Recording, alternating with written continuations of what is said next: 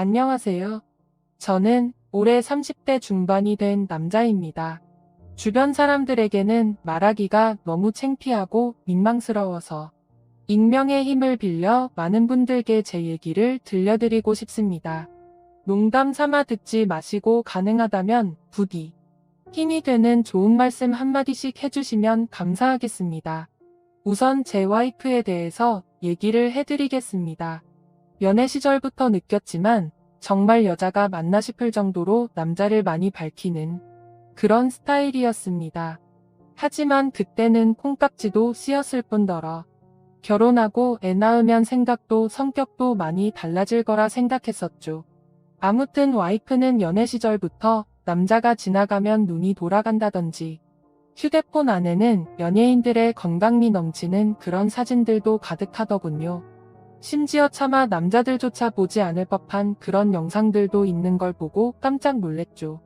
하지만 뭐 다 큰 어른이고 충분히 그런 걸 볼 수 있다고 생각했습니다.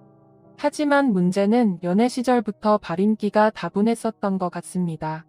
전 남자친구랑 연락하다가 걸린 것도 몇 번 됐었고, 친구들끼리 술 마시고 헌팅해서 알게 된 남자랑 연락을 주고받다 걸린 적도 있습니다. 하지만 관계까지 가진 건 아닌 걸로 알고 있어서 참고 만났던 거죠. 지금 생각해보면 그때 당시에도 술 마시고 연락 두절이 된 게 몇 번 있는데 정황상 사고를 치지 않은 것 같아서 넘겼는데 그 진실도 이제는 알 수가 없을 것 같네요. 사실 대부분의 남성분들은 잘 아실 겁니다. 제 와이프는 모든 남자들이 뒤돌아볼 만큼 인기가 많았습니다. 하지만 결혼한 지도 3년이라는 시간이 지나다 보니 연애 때만큼 그렇게 확 땡기지 않더군요. 그래도 와이프가 너무 밝히는 스타일이다 보니 일주일에 3번 이상 의무적으로 와이프와 좋은 시간을 보냈었습니다. 저희 부부에게는 아내의 욕구가 강하다는 거 말고 정말 서로 아무 문제 없는 그냥 평범한 대한민국의 30대 초반이 앞날을 생각하며 열심히 살아가는 부부였습니다. 그렇게 저희는 평범하게 잘 지내다 제가 장기 출장을 가게 되었습니다. 한 반년 정도를 지방으로 가게 됐던 거죠. 가기 전부터 와이프는 난리가 났습니다. 자신도 회사를 그만두고 따라갈까? 라고 물어보며 6개월 동안 혼자서 지내면 외로워서 미쳐버릴지도 모른다더군요. 참으로 답답한 소리를 하는 아내가 황당했죠. 일을 그만두면 직장이 바로 구해지지도 않을 뿐더러 저희가 신혼부부도 아니고 6개월을 못 기다려서 일까지 그만두고 따라온다니 저는 많이 당황스러웠죠. 그래서 굳이 혼자 있어서 외로운 거면 친정에라도 가 있으라고 했습니다. 길다면 길고 짧다면 짧은 시간이지만 와이프는 계속해서 직장까지 그만두고 따라가겠다고 아주 성화를 부렸습니다. 그때까지만 해도 6개월 동안 자주 보면 되겠지 무슨 문제라도 생기겠어라는 마음으로 저는 너무 안일하게 생각했었습니다. 아니 어찌 보면 제 와이프의 실상을 알게 되어서 다행이라면 다행이겠네요. 처음에는 와이프가 참으로 지극정성이었습니다. 제가 출장을 간 곳이 차로 왕복 6시간이 넘게 걸리는 곳인데 한 달 동안은 거의 매주 제 숙소로 찾아오더군요. 남자 혼자 살면 밥 굶는다고 밥이며 반찬이며 아주 바리바리 두 손 가득 사들어서요. 그때까지만 해도 저는 와이프를 너무 잘 얻었구나 싶었습니다. 신혼도 아니고 결혼한 지도 벌써 3년이 훌쩍 넘었는데 남편이 출장 갔다고 이렇게 챙겨주는 여자가 이 세상에 어디 또 있겠습니까? 그때까지만 해도 정말 저희에게는 아무런 문제가 없었죠. 그런데 대략 한 달쯤 지났을 무렵입니다. 그렇게 지극정성이던 와이프가 전화도 잘 받지 않고 코빼기도 안 비추더군요. 사실 섭섭하기도 했지만 와이프가 집에서 노는 사람도 아니고 본인도 직장을 다니는 사람이니까 피곤해서 그런가 보다 생각했죠. 반년 일하는 시간은 금방 지나갔고 저는 지방 출장을 모두 마치고 다시 서울로 복귀를 했습니다. 와이프는 집에 온 저를 보자마자 고생했다며 보고 싶은 거 참느라 죽는 줄 알았다면서 달려오더군요. 그러면서 얼른 빨리 씻고 오라며 콧소리를 내면서 애교를 부렸습니다. 그런 모습에 역시 우리 와이프 달라진 게 없네 싶었고, 그날 저희는 반갑게 좋은 시간을 보내게 되었습니다. 그리고 나서 대략 일주일 정도쯤 지났을 무렵이었습니다. 소변을 보는데 좀 따끔따끔 하더니 생전 겪어보지 못한 가려움이 몰려오더군요. 저는 처음에 뭘 잘못 먹어서 이런가 보다 생각을 했고, 밖에서 다른 짓을 한 적이 없으니까 병이 생긴 거라고는 생각조차 못했습니다. 병원에 찾아가기도 민망했었고, 그렇게 며칠 동안을 미루고 또 미루었죠. 하지만 시간이 지나갔음에도 점점 나아질 기미가 보이지 않았고, 오히려 이상한 분비물도 묻기 시작했고, 소변을 볼 때 통증은 더 심해지더라고요. 그래서 저는 결국 도저히 참기가 힘들어서 창피함을 무릅쓰고 병원으로 찾아갔죠. 병원에 갔더니 검사를 해보자 합니다. 의사 선생님은 분비물이 묻고 소변 볼 때 통증이 있고 가렵냐고 묻더라고요.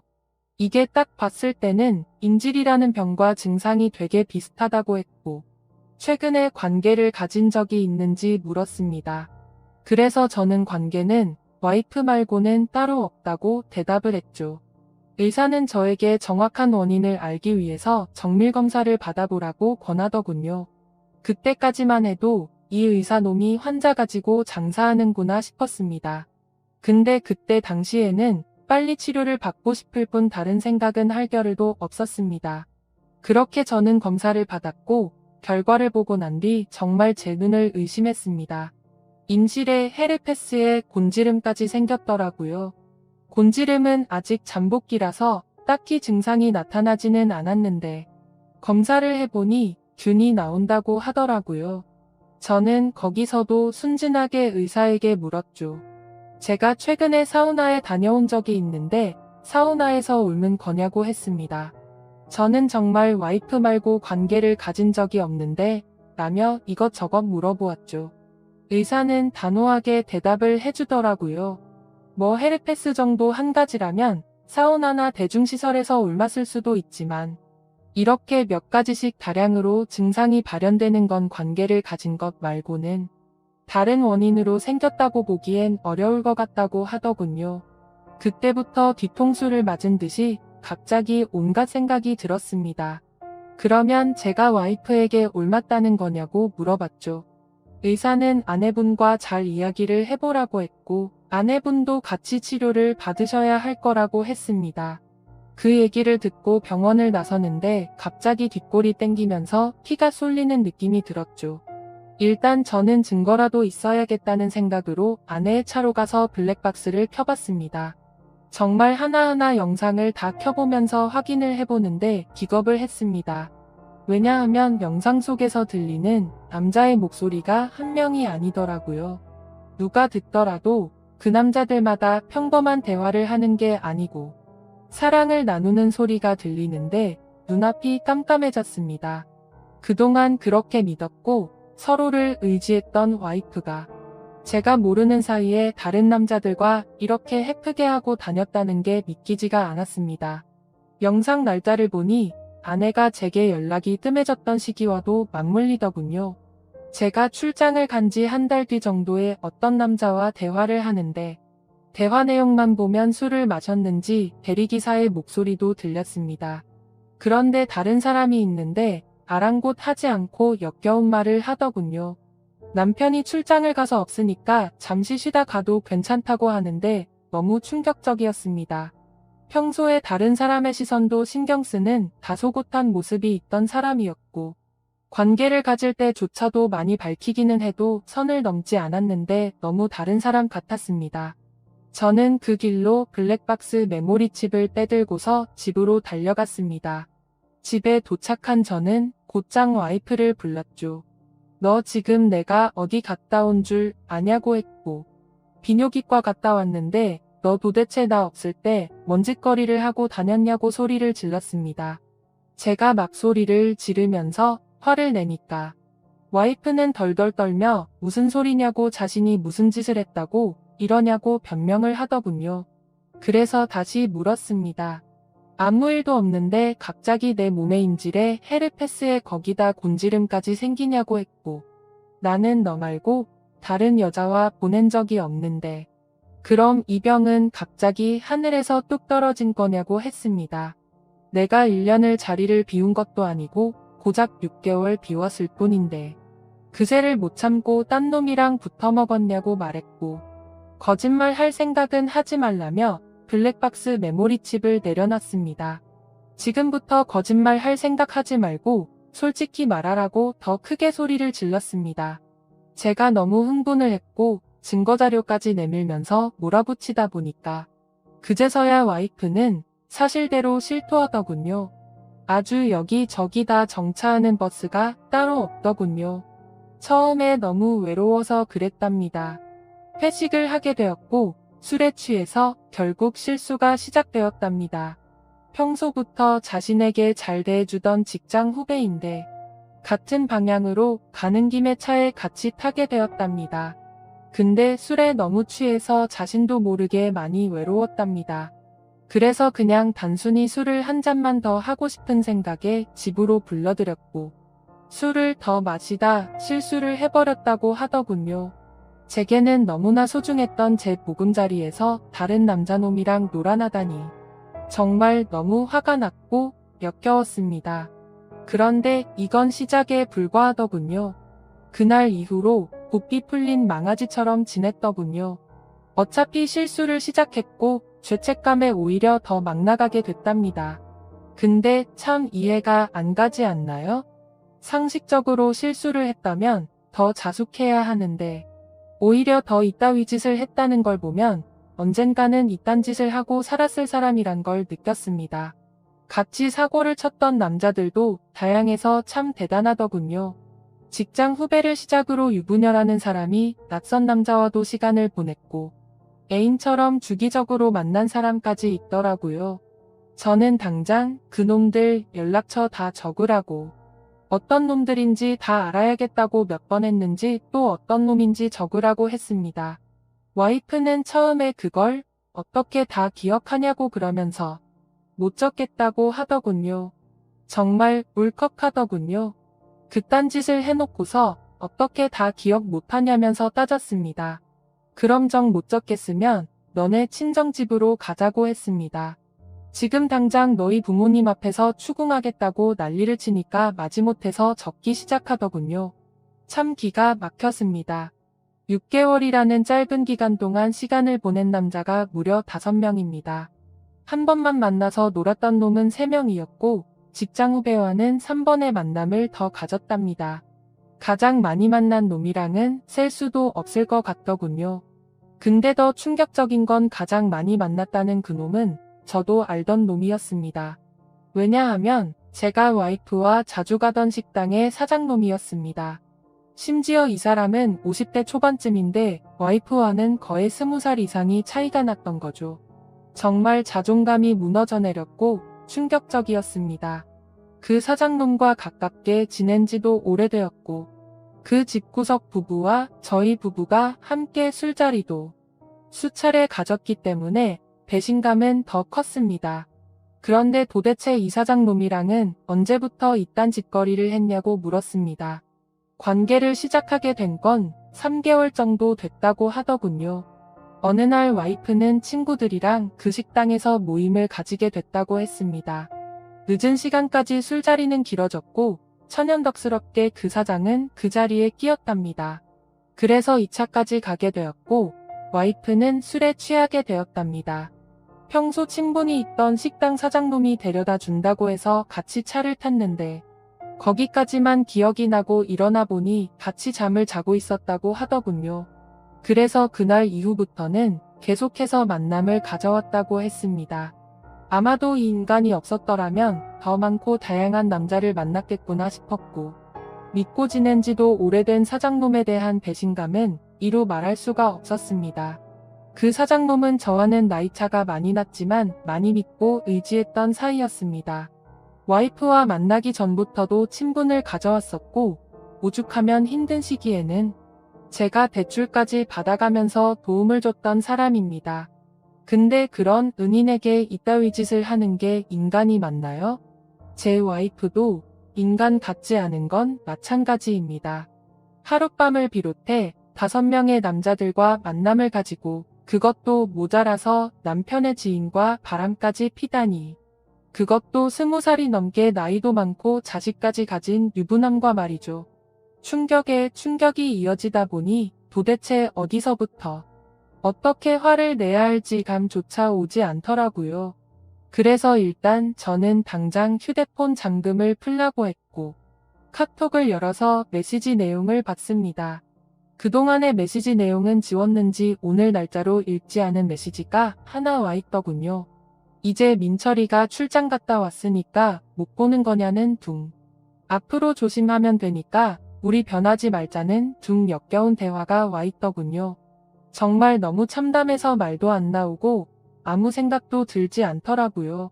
그냥 분노에 휩싸였을 뿐 아무것도 보이지가 않았습니다.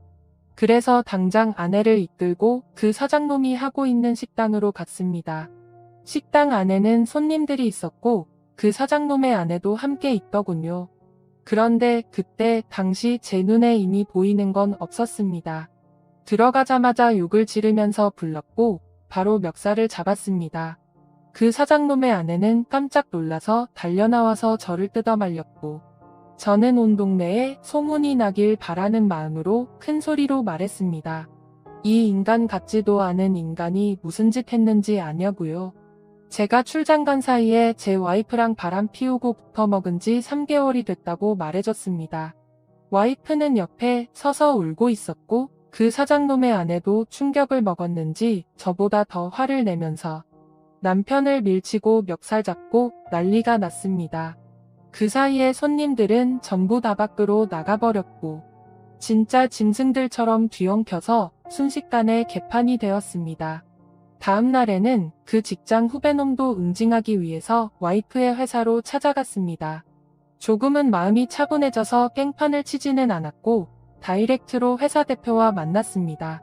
내 와이프가 여기 직장 동료랑 바람을 폈다.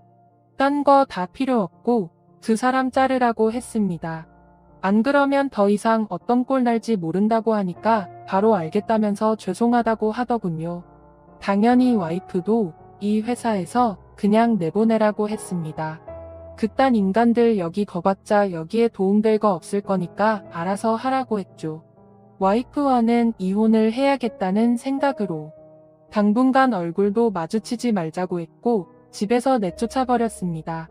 저 또한 맨정신으로 버틸 수가 없어서 회사에는 잘 얘기해서 휴가를 냈고 며칠 동안 집에 박혀서 술만 마시고 있었습니다.